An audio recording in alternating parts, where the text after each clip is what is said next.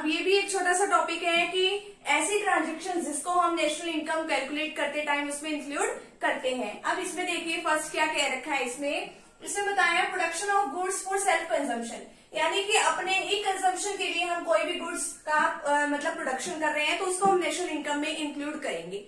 अगर मान लो जैसे कि एक किसान है, एक फार्मर है, ठीक है, अब उसने गेहूं उगाई तो उसने गेहूं का काफी सारा जो पार्ट है वो अपने पास ही रख लिया ताकि भाई अपने फैमिली में उसको यूज करेंगे हम, ठीक है। तो अगर मान लो वो उस गेहूं को कहीं और मार्केट में जाके सेल करते तो उसको वहां से इनकम तो मिलती ना, तो इसी वजह से इसको क्या करेंगे कि हाँ भी जितनी मार्केट वैल्यू उसको बाहर से मिलती तो उस वैल्यू तक की जो इनकम है उसको हम नेशनल इनकम में कैलकुलेट करेंगे। तो इसमें वही है कि हाँ भी अगर हम सेल्फ कंजम्पशन के लिए कोई गुड्स यूज करते हैं, कोई गुड्स का प्रोडक्शन करते हैं तो उसको हम नेशनल इनकम में कैलकुलेट करते हैं। आगे क्या है, ब्रोकर्स कमीशन। अब ब्रोकर कमीशन क्या होता है कि मान लो कोई भी एक एजेंट के तौर पे काम करता है, एक ब्रोकर के तौर पे काम करता है। अब इसमें क्या है कि हाँ भी एक डील कराने का काम करता है एक इंटरमीडिएरी के तौर पे। अब मान लो कि एक पर्सन है राम, ठीक है, उसने 20,000 की जो बाइक है मान लो उसने सेल करनी थी, ठीक है, और एक पर्सन है श्याम, तो उसने क्या करना था कि वो उसको कहीं से बाइक चाहिए थी तो उन्होंने एक जो ब्रोकर है उससे क्या कर लिया,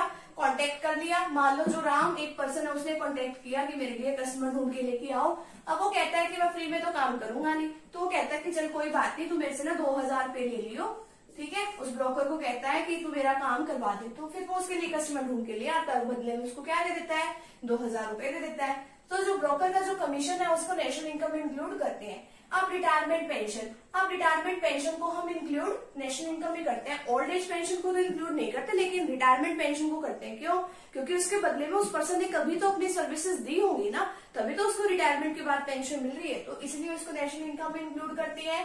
आगे क्या है, फ्री सर्विसेज बाय गवर्नमेंट। अब जो गवर्नमेंट जो है फ्री सर्विसेज प्रोवाइड करती है, काफी सारी सड़कों की, पानी पीने की फैसिलिटी अवेलेबल कराती है, और भी काफी सारी जो है मेडिकल चेकअप वगैरह की अरेंजमेंट कराती है, फ्री में दवाइयां दिलवाती है। तो इतना सारा जो उसने सर्विसेज दी है तो उसको नेशनल इनकम में इंक्लूड करते हैं उस खर्चे को। Service of owner occupied house, अब यही है कि ओनर का खुद का घर है, अगर मान लो उसने रेंट पे दिया होता वो घर, तो वहां से उसको किराया आ रहा होता, तो उतनी जो जितना उसको किराया आता तो वो वाली इनकम जो है उसको कैलकुलेट करेंगे नेशनल इनकम में। आगे क्या है, profit earn by a branch of an Indian bank in London.